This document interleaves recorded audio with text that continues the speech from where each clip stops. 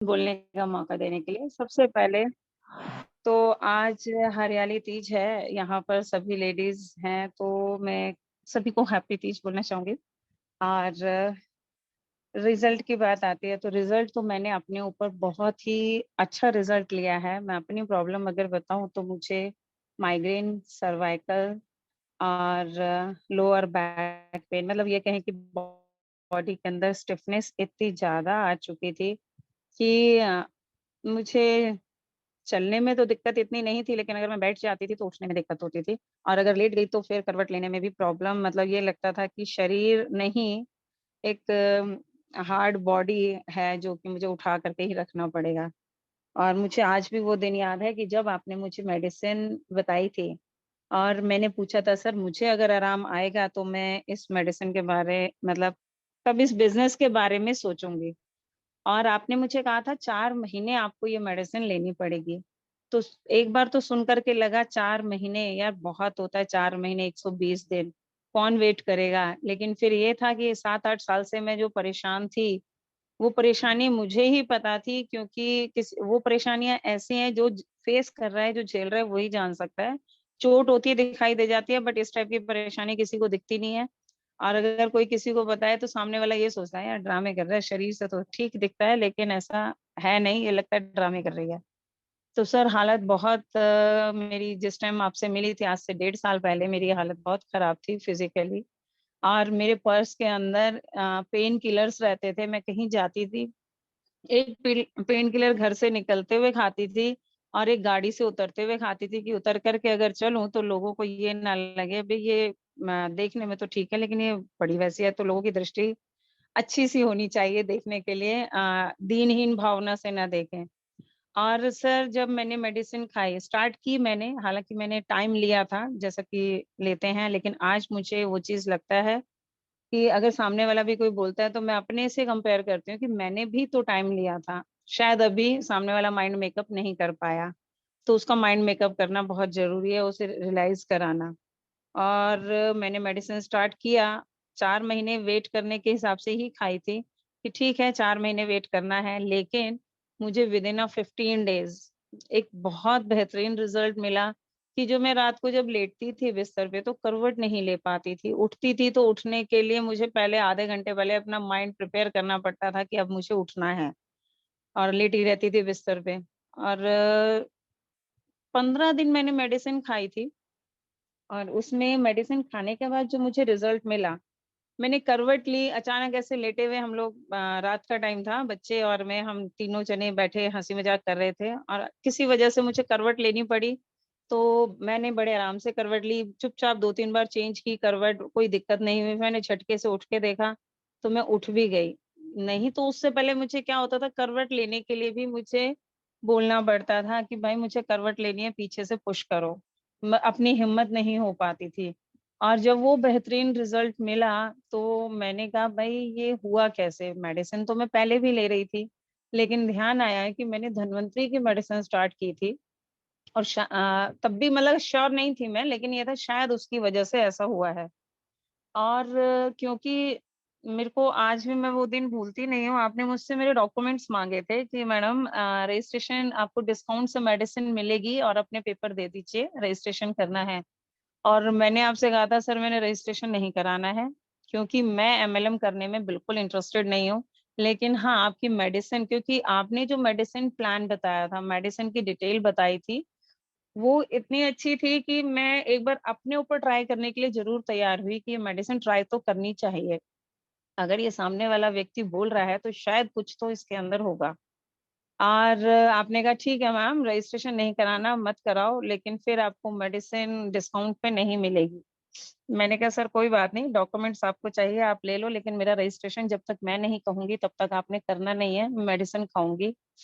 और मेडिसिन खाने के बाद उस दिन जब रात को भी मैं बड़ी कंफर्टेबल रही, मॉर्निंग में उठी तो मुझे पहले क्या होता था, जब मैं बिस्तर से उठती थी तो मुझे पहले तो हिम्मत बनानी पड़ती थी और उसके बाद उठती थी तो चक्कर आते थे, क्योंकि सर्वाइकल की प्रॉब्लम भी बहुत थी। डॉक्टर से सुन-सुन के परेशान हो चुकी थी, विटामिन डी की बहुत ज़्यादा कमी थी, जो कि बॉडी के अंदर कहते हैं 200 अगर होना चाहिए, तो मेरी बॉडी के अंदर उस टाइम पर 6 था मात्र। तो डॉक्टरों ने डरा भी रखा था कि चलना संभल के, अगर गिर गई तो हड्डी टूट गई तो जुड़ेगी नहीं। और सर जब मैंने वो देखा कि मेरे को काफ़ी रिलीफ़ है, मैंने 4-5 दिन और वेट किया कि देखती हूँ ये ऐसा तो नहीं कि इंस्टेंट वाला रिज़ल्ट हो या मेरा वहम तो नहीं है। और जब पूरी तरीके से मुझे रियलाइज़ हुआ, तो मैं 2-3 दिन बाद मतलब मेरी रात काटनी भारी हो गई थी, कि कब मॉर्निंग हो और मैं कब आपको कॉल करूँ कि सर मेरा रजिस्ट्रेशन कर दीजिए, क्योंकि मेडिसिन तो लेनी है। और उस टाइम पर जो मुझे मेडिसिन आपने 5-6 कॉम्बिनेशन दिए थे, तो ये लग रहा था यार कुछ ना कुछ डिस्काउंट आएगा, तो वो मेडिसिन लेने में ही काम आ जाएगा। और मैंने तब आपको बोला कि सर 15 16-17 दिन बाद कि सर आप मेरा रजिस्ट्रेशन कर दीजिए। तो आपने कहा रिजल्ट आया है, लेकिन मैंने तब भी आपको ये कहा था सर रिजल्ट तो नहीं आया, लेकिन मेडिसिन 4 महीने आपने बताया खानी है। तो मैं आज भी वो दिन याद करती हूँ कि मीनाक्षी जी ने उसमें काफ़ी मेरे साथ सपोर्ट किया, क्योंकि महीने की मेडिसिन खत्म हो गई थी, उनका मेरे पास कॉल आया, निशा जी मेडिसिन खत्म हो रही होंगी। मैंने कहा नहीं मैडम 1-2 बच रही हैं अभी, तो रिपीट करो मेडिसिन ले लो। मैंने उन्हें बोला कि नहीं मैडम कुछ रिजल्ट तो नहीं मिल रहा है, बाकी अभी जो मेडिसिन पड़ी है मैं उसको खा लेती हूँ, उसके बाद फिर देखती हूँ। तो उन्होंने कहा नहीं मैडम पूरा कोर्स एक साथ लो, और अगर गैप आएगा तो फिर जो 1 महीने आपने पैसा खर्च किया है, उसका बेनिफिट भी नहीं मिल पाएगा, वो हम बैक हो जाएँगे। मेरी सलाह मानो, डॉक्टर साहब ने बोला है 4 महीने खानी है तो खाओ, लेकिन अंदर से मेरा मन जानता था कि मुझे कितने परसेंट रिलीफ था। 50% रिलीफ जिस बंदे को 15 दिन में मिल जाए, तो उसका बिलीव तो होना चाहिए। लेकिन ये कि मैं मेरा मानना है ह्यूमन मेंटालिटी है, हर कोई ऐसा ही करता है। लेकिन जब अपने आप पे बीती और मैंने देखा, मैं फिर मीनाक्षी जी ने मुझे दोबारा से मेडिसिन ज़बरदस्ती दी। मैंने कहा नहीं मैं लेती हूँ, ये वाली खत्म हो जाए फिर लेती हूँ। उन्होंने कहा नहीं आप कोर्स रेगुलर रखो। सर उसका रिज़ल्ट ये था कि मेरे को सेकंड मंथ में 80 टू 90% रिज़ल्ट मिला। उसके बाद मैंने बोला कि हाँ, मीनाक्षी जी आराम पड़ रहा है। कहती कितना? मैंने कहा 50-60%। तब भी मैंने 80% नहीं बताया था। लेकिन मीनाक्षी जी की मेहनत ये रही कि उन्होंने मुझे टाइम टू टाइम मेडिसिन्स दिलाई। तो वही मैं भी यही करती हूँ कि जिसको भी मैं मेडिसिन दे रही हूँ, उसका फ़ॉलो अप भी रखती हूँ।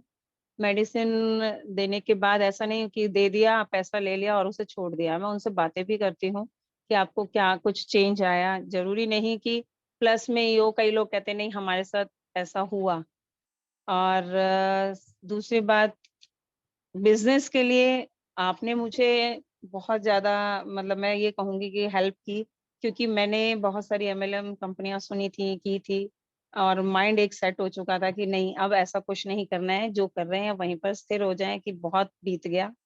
लेकिन सर यहाँ पर जब मीटिंग मैंने की, डेली मॉर्निंग मीटिंग उस टाइम होती थी सुबह 6 बजे, और मुझे मीटिंग करके इतना तो रियलाइज़ हुआ कि मेडिसिन, क्योंकि एक बार में हम किसी को भी मेडिसिन बताते हैं तो उसे समझ में नहीं आती है, उसे सिर्फ़ अपनी बीमारी दिख रही होती है कि हाँ, ये मेरे को बीमारी है और इस बीमारी पे ये काम करेगी।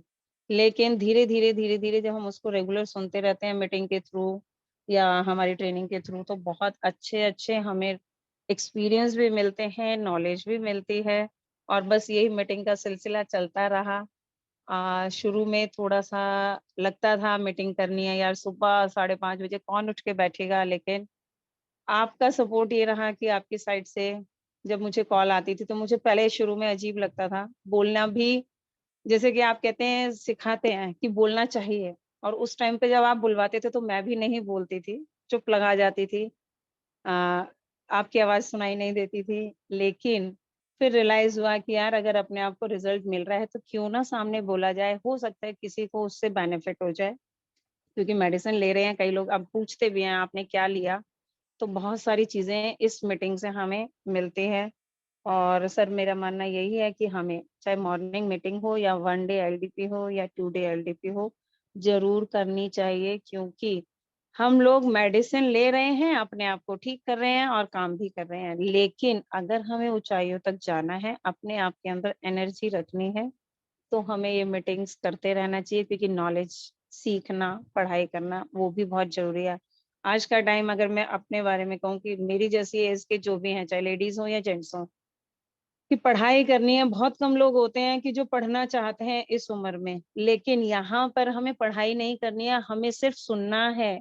सुनते-सुनते ही हम बहुत सारी चीज़ें सीख जाते हैं, जो कि मैं भी यहाँ से, क्योंकि मुझे रीडिंग का शौक नहीं है, या ये कहें इस एज में आकर के और कामों में बिज़ी होकर के छोड़ दिया गया।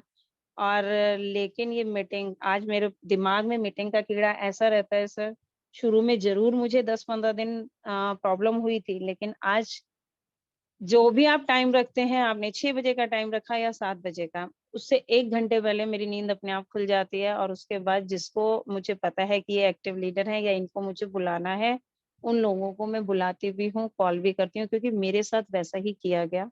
मीटिंग से पहले मुझे उठाया गया, बोला गया और मेडिसिन के लिए प्रिपेयर किया गया, तो सारी चीज़ें मैं इस कहते हैं ना सिस्टम का पार्ट ही है ये, कुछ अलग नहीं हो रहा है। लेकिन सिर्फ़ मैं एक बात कहूँगी, इस कंपनी के अंदर एक ये बहुत अच्छी चीज़ है कि सपोर्ट सिस्टम है।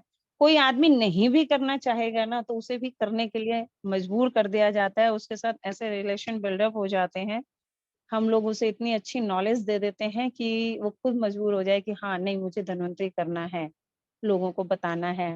पैसा तो अपने आप आ ही जाएगा जब इतना अच्छा प्लेटफ़ॉर्म है। और सर एक छोटी-सी बात, लंबी तो हो गई है, लेकिन एक छोटी-सी बात और शेयर करना चाहूँगी, जो मुझे मैं जिस वज़ह से इस बिज़नेस के अंदर, इस प्लेटफ़ॉर्म के अंदर जुड़ी, जो कि मैं बहुत बार बोलती हूँ कि लेडीज़ के लिए, क्योंकि आजकल का जो माहौल है, हर चीज़ देखते हुए बहुत सारी चीज़ें सोचनी पड़ती हैं। लेकिन ये जो प्लेटफ़ॉर्म है, ये ऐसा प्लेटफ़ॉर्म है कि हम कहीं स भी मात नहीं खा सकते हैं, किसी से भी, ना तो मेडिसिन में, ना ही अपने आप को उठाने में, ना ही किसी अपलाइन या कंपनी की साइड से कोई भी हेल्प हमें टाइम टू टाइम जैसे चाहिए हमें मिलती है। जैसे कि अगर आपकी हेल्प है तो आपकी मिलती है, दीपा जी की ज़रूरत होती है, दीपा जी की मिलती है, इवन कंपनी के सीएमडी, जो कि मुझे यहाँ पर बहुत अच्छा लगता है कि कंपनी के सीएमडी भी हमें हेल्प करने के लिए तैयार रहते हैं कि अगर आपके कहीं पर प्रॉब्लम है, तो आप उस प्रॉब्लम को सर के साथ डिस्कस कर सकते हैं। तो सर इस कंपनी, मेरा तो मानना है कि अगर यही इसी तरीके से चलता रहा जैसा कि चल रहा है, सीएमडी सर, एमडी सर की तरह से, तो बहुत अच्छा हम लोग जो यहाँ पर कर रहे हैं, अच्छे-अच्छे रिज़ल्ट्स ले रहे हैं, वहाँ तक पहुँच, मतलब अपनी सोच से भी ऊँचा पहुँच जाएँगे, मेरा मानना तो ये है। तो सर थैंक यू। आपका आप दिल्ली एनसीआर के अंदर तो लेकर ही आए, लेकिन इस मेडिसिन को, क्योंकि फर्स्ट टाइम मुझे आपने ही बताया था और मीनाक्षी जी ने आपसे मिलवाया था, तो सर बहुत-बहुत धन्यवाद दोनों का। Thank you sir. Thank you ma'am, thank you. लेकिन आपने एक क्वेश्चन और रह गया हमारा कि आज आपने मेडिसिन प्लान के बारे में बताया, तो आपको आज कैसा लगा, कैसा अनुभव लगा? वो अनुभव भी शेयर करें। वेलकम मैम, एक बार फिर। जी सर। सर यहाँ पर जितने भी लोग बैठे हैं, मैं सबका तो नहीं कहूँगी, लेकिन अगर मैं अपने, क्योंकि जो लोग नए हैं या ये कहें थोड़ी-सी झिझक रहती है, उसमें बहाने जो बनाए जाते हैं, तो उसमें से मैं भी मैं तो यही कहती हूँ नंबर 1 हूँ कि जहाँ कभी मन नहीं है किसी चीज़ का, तो बहाना बन ही जाता है। जैसे कि नेट की प्रॉब्लम हो जाना और बिज़ी होना कि अभी हम बिज़ी हैं। कई बार होता है कि जेन्युइनली बिज़ी होते हैं, लेकिन कई बार बहाना भी होता है। तो सर मेरे साथ हमेशा ऐसा ही हुआ कि आपने जब भी मेरा नाम लगाया, तो मेरे को अंदर से डर, मतलब डर इन द सेंस ये रहता था कि यार कैसे बोलूँगी? पता नहीं सब लोग क्या कहेंगे? क्योंकि मेरा मानना है एक लेडीज़ का, जेंट्स का तो ठीक है, बट लेडीज़ का ये रहता है कि घर में रहते-रहते सबके सामने नहीं खुल पाती हैं, और ये लगता था अरे यार ये तो सारे मेरे से ज़्यादा एक्सपर्ट हैं, क्योंकि आपने जब भी बोला सभी जॉइन पर्सन रहे हैं, लीडर्स हैं, पुराने जॉइन हैं, तो मुझे ये लगता था ये तो सारे एक्सपर्ट हैं, और इनके सामने मैंने बोला तो सामने चाहे कोई नहीं बोलेगा, वो बोलेंगे कि हाँ बहुत अच्छा, लेकिन पीछे से वो लोग बात करेंगे। लेकिन अब क्योंकि इतना टाइम हो गया है, सुनते-सुनते, सुनते-सुनते, देखते-देखते, और हालाँकि मैं प्लान देती भी हूँ, मैं ज़ूम पर भी प्लान देती हूँ और पर्सनली फेस टू फेस भी देती हूँ। तो अब मुझे डर नहीं लगा, और बस माइंड में ये था क्या है, अगर कोई कुछ बोलेगा तो कौन-सा मेरे मुँह पे बोलेगा, पीछे बोलेगा, बोलने दो, कोई फ़र्क नहीं पड़ता, मुझे तो बोलना है। सर एक छोटी-सी बात और बताऊँ, कल दीपा जी का भी फ़ोन आया था मेरे पास, उन्होंने मुझे बोला कि मैडम कल आपका निशा जी प्लान लगा है, थोड़ी-सी तैयारी क्या तैयारी चल रही है, तैयारी कर ली? तो सर मैंने उनसे बोला था, मैडम क्या तैयारी करनी है? जैसा मैं वैसे सबको देती हूँ, वही तो देना है, दे दूँगी। कहती नहीं तैयारी हो गई, मैं कहा अरे कोई बात नहीं, तैयारी करके कुछ नहीं करना, कौन-सा कोई फांसी थोड़ी ना दे देगा। अच्छा होगा तो लोग बाग अच्छा बोलेंगे, सामने तो सभी अच्छा बोलेंगे, पीछे से बोलेंगे कोई बात नहीं, एक सीख तो जाऊँगी और मेरा डर निकल जाएगा। जो थोड़ी-सी झिझक है अभी कि सर के सामने प्लान देना है। अरे सर के सामने यार क्या बोलेंगे सर कि इतना टाइम हो गया इसको सीखते हुए, इतने दिन से मीटिंग करती है, इसको प्लान देना नहीं आया। वो चीज़ मेरे अंदर बहुत थी, लेकिन अब जब से मैंने क्योंकि ज़ूम पर देना स्टार्ट किया और सीखा आप ही लोगों से, आपकी मीटिंग से डेली जो ये चल रहा था, उसी से सीखा है। लेकिन थोड़ा-सा जो होता है ना हिम्मत बँधाने वाली बात होती है और उसके लिए मैं एप्रिशिएट करना चाहूँगी अपनी डॉटर को, अनुश्री को क्योंकि जब मैंने फर्स्ट टाइम ज़ूम पर प्लान दिया था, तो मैंने उसको बोला था कि बेटा तू दे दे कि प्लान देना है। उसने बोला मम्मा आप ही दोगी और बहुत अच्छा बोलोगी, कुछ नहीं आप क्या किसको दे रही हो? जैसे कि आप भी बताते हैं सामने वाले बेवकूफ़ हैं, तो उसने यही बोला मेडिसिन आपको पता है, सुन रखी है, सारी चीज़ें पता है, आप एक्सप्लेन भी कर सकती हो और अगर अटको भी तो सामने वाले को नहीं पता चलेगा आप अटक रही हो। फ्रीली होकर के आप बात करना। और सर वो साथ में बैठी रही, मैंने उसको बोला भी अच्छा तू हट जा यहाँ से, मैं तेरे सामने नहीं दूँगी, तू बाद में मज़ाक उड़ाएगी मेरा। तो उसने कहा नहीं कोई मज़ाक नहीं उड़ेगा और आप देखना आपका प्लान बहुत अच्छा रहेगा। और सर उसने छुप करके मेरी वीडियो भी बनाई, मैंने भगा दिया था, मैं कहा नहीं मैं तेरे सामने प्लान नहीं दूँगी। कहती है कसाना अंकल आपको उस पे ज़ूम पर बुलाएँगे तब कैसे दोगी? मैं कहा जब तो मैं कैमरा बंद रखूँगी, किसी को मेरी शक्ल दिखाई नहीं देगी, मैं क्या कर रही हूँ, क्या नहीं बोल रही हूँ। और सर उसने जब वीडियो रिकॉर्ड करके मुझे दिखाया, तो उसने कहा देखो कुछ भी दिक्कत नहीं थी, सिर्फ़ आपके मन का डर है, इस डर को निकाल दो। और मैंने कहा ये तो वो लोग भी बोलते हैं, कहती वो भी यही बोलते हैं, मैं भी यही बोल रही हूँ कि सिर्फ़ एक डर हमें जो अपने मन में रहता है, एक कॉन्फिडेंस आपके पास कॉन्फिडेंस है मेडिसिन का, मेडिसिन आप बेधड़क से किसी को भी बता देती हो कि हाँ, मेडिसिन असर करती है, तो ऐसे ही तो प्लान देना है।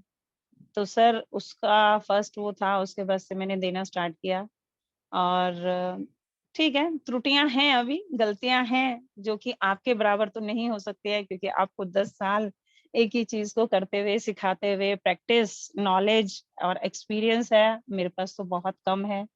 लेकिन फिर भी कोशिश मेरी है कि जैसे आप लोग देते हैं, वैसे ही मैं भी अपने आप में सुधार करूँगी। Thank you sir. Thank you ma'am, thank you.